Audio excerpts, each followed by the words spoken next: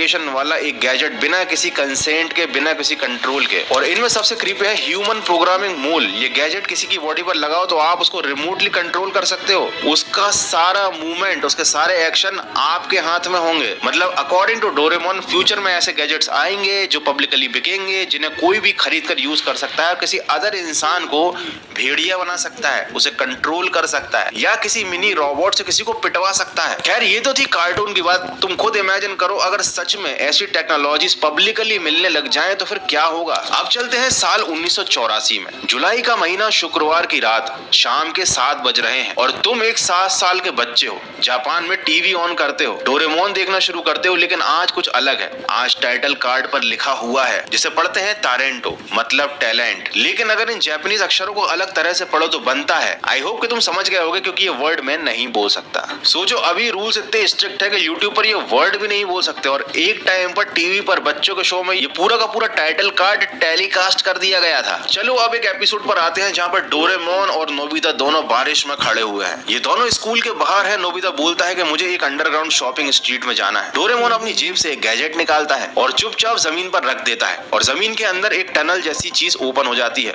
दोनों उसमें कूद जाते हैं और सब कुछ अजीब होने लगता है। एपिसोड का एनिमेशन अजीब सा हो जाता है, अचानक बदल जाता है, क्वालिटी गिर जाती है, कैरेक्टर्स ऑफ मॉडल दिखने लगते हैं। मतलब जैसे उनके चेहरे सही नहीं लग रहे थे। ऐसा लग रहा था किसी ने इनको जानबूझकर डरावना बना दिया है। फिर अंडरग्राउंड दुनिया में पहुंचकर नोबिता और डोरेमोन को एक अजीब सी डरावनी सी लड़की मिलती है, जो दीवार में से गुजरकर गायब हो जाती है। फिर एक कोने में एक बच्चा बैठा मिलता है जो रो रहा होता है। फिर एक लंबा हॉलवे आता है जिसमें फ्लोर पर कई जाइलोफोन जैसे पैनल लगे हुए हैं, जिन पर कदम रखो तो वो दबते तो हैं, लेकिन कोई म्यूजिक की आवाज नहीं आती, क्योंकि यहाँ पर है बिल्कुल सन्नाटा। अंत में ग्लोब दिखता है जो बीच में से क्रैक हो जाता है, जिसके अंदर से काला गाढ़ा लिक्विड निकलने लगता है। डोरेमोन और नोबिता दोनों डर जाते हैं, एक दूसरे को गले लगा लेते हैं, जैसे कि ये एक आखिरी अलविदा हो, और उसके बाद ब्लैंक।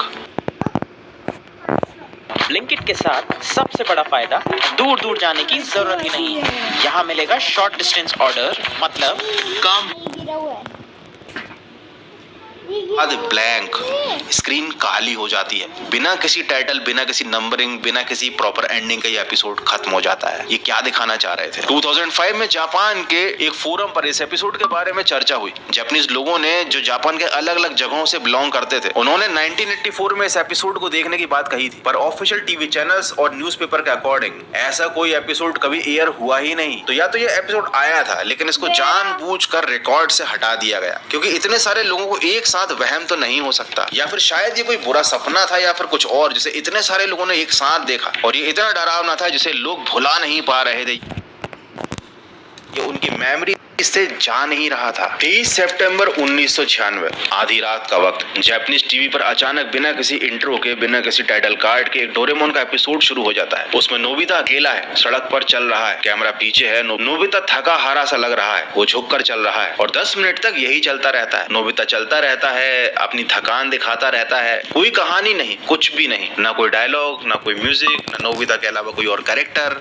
बस एक बच्चा अंधेरी सड़क पर चलता जा रहा है। फिर बिल्कुल अंत में नोबिता मुड़ता है और कैमरे की तरफ देखकर बोलता है, जिसका हिंदी में मतलब होता है मुझे जाना है। एंड देन एपिसोड खत्म हो जाता है। और ये सच में हुआ था। मतलब ये डोरेमोन वाले क्या फूंक के, मतलब कुछ भी अजीबोगरीब एपिसोड टेलीकास्ट करते ही रहते थे, ताकि इनका शो हमेशा सुर्खियों में बना रहे। मतलब ये मुझे ऐसा लगता है, अब ये लोग सच में करते थे या आई डोंट नो क्या है, बट मैंने जिस एपिसोड के बारे में बताया ये रियल में टेलीकास्ट हुआ था। लेकिन इस एपिसोड में एक चीज और भी ज्यादा डरावनी और मिस्टीरियस है कि नोबिता ने लास्ट में जो बात बोली थी ना, वो किसी वॉइस आर्टिस्ट ने नहीं बोली थी जो जनरली डबिंग करते हैं। वो आवाज थी नोबिता बनाने वाले क्रिएटर की, हिरोशी फुजीमोतो। और सबसे डरावनी बात कि जिस रात को ये एपिसोड एयर हुआ था ना, उसी रात को, मतलब 23 सितंबर 1996 को हिरोशी फुजीमोतो की मौत हो गई थी। और मरते वक्त वो डेस्क पर बैठे थे। उनकी उम्र थी करीब 62 साल। उनके हाथ में एक पेन था और वो डोरेमोन की अगली movie Nobita and the spiral city की स्क्रिप्ट लिख रहे थे। मतलब अपनी जिंदगी का आखिरी पल भी उन्होंने डोरेमोन के साथ ही बताया। तो शायद डोरेमोन का ये जो अजीब सा एपिसोड था ना,